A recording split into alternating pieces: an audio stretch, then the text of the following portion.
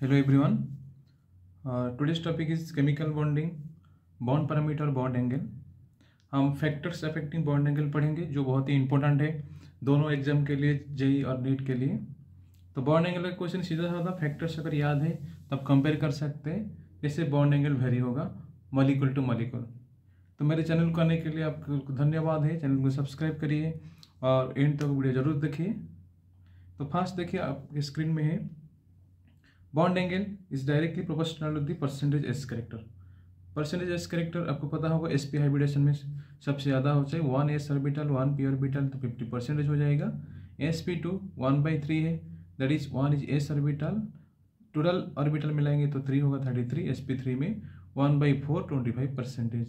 तो sp hybridisation linear shape होता है हाइब्रिडेशन से, तो BCl2 एग्जाम्पल लिया है sp हाइब्रिडेशन। हाइब्रिडेशन कैसे फाइंड आउट करेंगे ऑलरेडी मैं वीडियो डाल चुका हूँ, वो वीडियो आप जरूर देखिए। तो BCl2 हाइब्रिडेशन sp हो गया, तो इसलिए इसका बॉन्ड एंगल 180 डिग्री होता है। Then BCl3 sp2 120 degree and CCl4 sp3 109 degree 28 minute.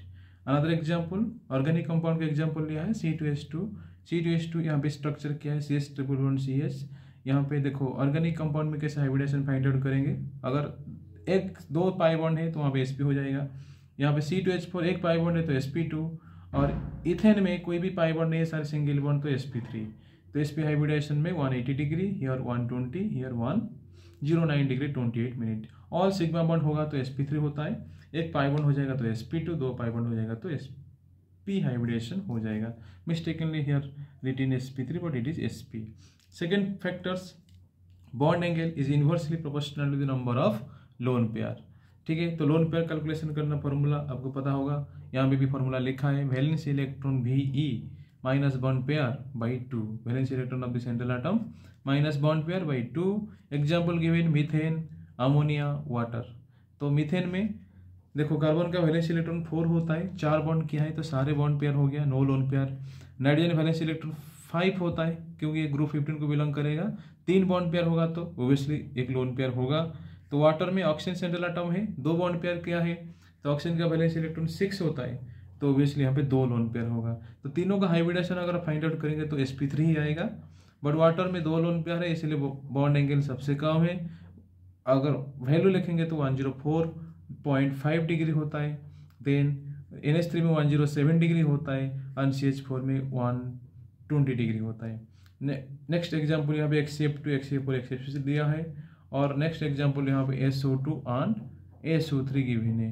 तो SO2 SO3 में देखिए SO3 का स्ट्रक्चर यहाँ पे किया है, यहाँ पे 3 सिग्मा बॉन्ड, कोई भी लोन पेयर नहीं है, डबल बॉन्ड तो तीनों किया है पर 3 सिग्मा बॉन्ड स्टेरिक नंबर होता है, sp2 120 डिग्री हो जाएगा। SO2 में एक लोन पेयर 2 सिग्मा बॉन्ड हो गया तो sp2 इसका शेप होगा बेंड शेप। तो एक लोन पेयर आ गया बट SO3 में कोई लोन पेयर नहीं है तो sp2 hybridisation 120 degree bond angle show करेगा। नेक्स्ट फैक्टर हम देखेंगे, bond angle is directly proportional to the electronegativity of central atom. तो NH3 PH3 ASS3 SPH3 इस चारों एलिमेंट जो सेंट्रल एटम है, nitrogen phosphorus arsenic stibium, group 15 को belong करते हैं।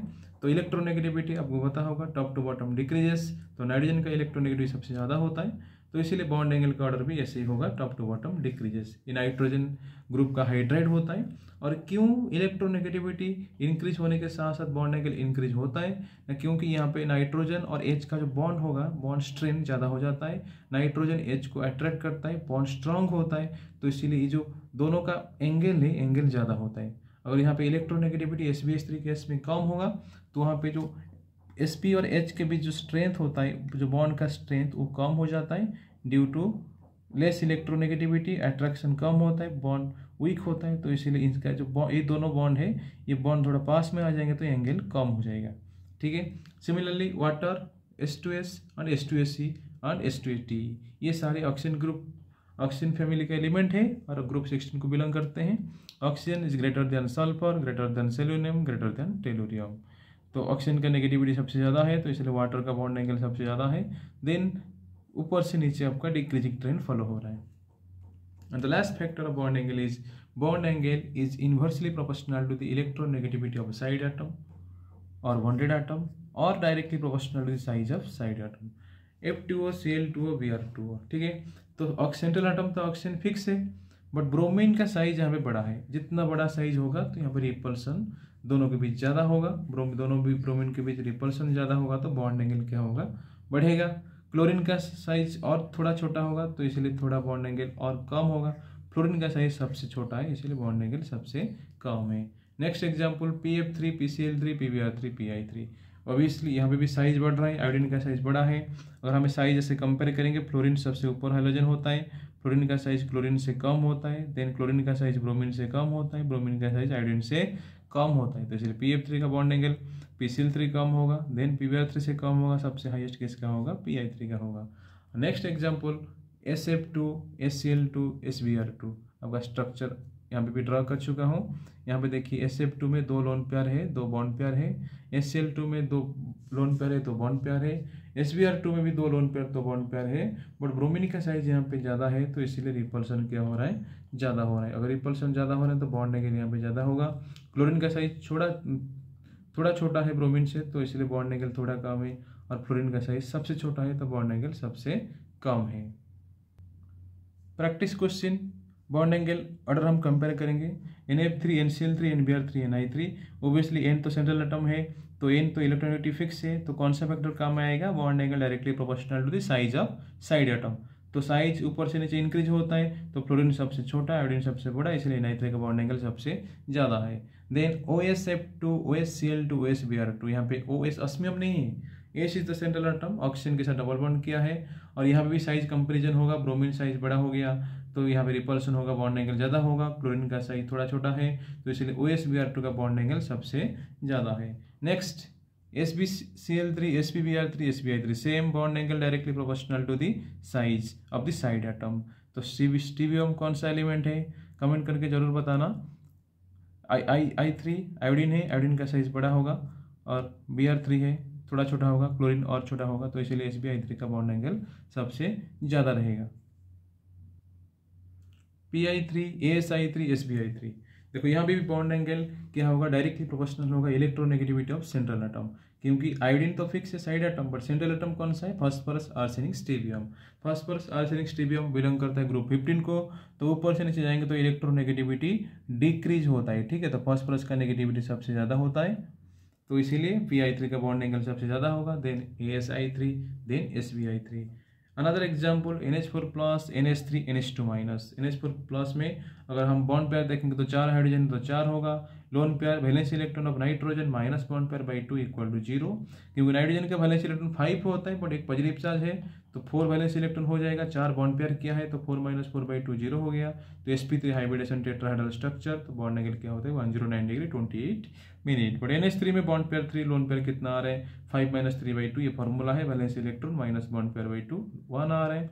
तो हाइब्रिडेशन 3+1 स्टेरिक नंबर 4 हो रहा है, sp3 pyramidal shape 107 degree bond angle due to presence of 1 lone pair. NH2 minus bond pair 2, 2 hydrogen bond किया है, lone pair valence electron nitrogen का 5 होता है, एक नेगेटिव चार्ज है तो 6 हो जाएगा, bond pair 2 6 minus 2 by 2 2, lone pair ज़्यादा हो रहा है तो इसीलिए यहाँ पे बॉन्ड एंगल सबसे कम होगा। तो बॉन्ड एंगल यहाँ पे 0 है NH4 प्लस में, सॉरी लोन पेयर 0 है तो इसलिए NH4 प्लस का बॉन्ड एंगल सबसे ज़्यादा है, then NH3, then NH2 minus. The last example not the list, ClF3 PF3 BF3।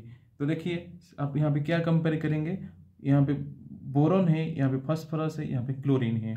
तो BF3 में कोई भी लोन पेयर नहीं है क्योंकि 3 वैलेंस इलेक्ट्रॉन होता है, तीनों बॉन्ड कर लिया है, sp2 हाइब्रिडेशन होता है 120 degree bond angle. But PF3 में एक लोन पेयर है, ये ग्रुप 15 को बिलोंग करता है, 3 बॉन्ड पेयर, ये भी sp3 हाइब्रिडेशन, बट यहाँ पे परसेंटेज इस करेक्टर क्या हो रहा है, कम हो रहा है, ठीक है। ClF3 में देखिए क्लोरीन का वैलेंस इलेक्ट्रॉन 7 होता है, 3 बॉन्ड पेयर है तो यहाँ पे 2 लोन पेयर हो गया, लोन पेयर ज़्यादा इंक्रीज हो रहा है, और हाइब्रिडेशन sp3d हो रहा है, 3 बॉन्ड पेयर, लोन पेयर होगा 7 माइनस 3 बाई 2 2, तो 3+2 स्टेरिक नंबर 5 sp3d हाइब्रिडेशन। तो परसेंटेज इज 20%, यहाँ पे परसेंटेज इज 25%, यहाँ पे परसेंटेज इज 33%। तो फर्स्ट फैक्टर बताया था bond angle is directly proportional to the percentage s character of element, ठीक है। तो BF3 का बॉन्ड एंगल सबसे ज़्यादा होगा इसके। अच्छा लास्ट क्वेश्चन दे रहा हूँ आपके लिए homework, water OF2 Cl2O, hint दे दिया है, यहाँ पे साइज क्या है, क्लोरीन का सबसे ज़्यादा होता है, देन H का होता है, देन F का होता है, कमेंट करके जरूर बताना इसका बॉन्ड एंगल क्या होगा। वीडियो देखने के लिए आप सबको धन्यवाद है, ऐसे ही मैं वीडियो डालता रहूँगा shortcut trick to find out any order in 11-12 chemistry for JEE and NEET examination. Thank you for watching.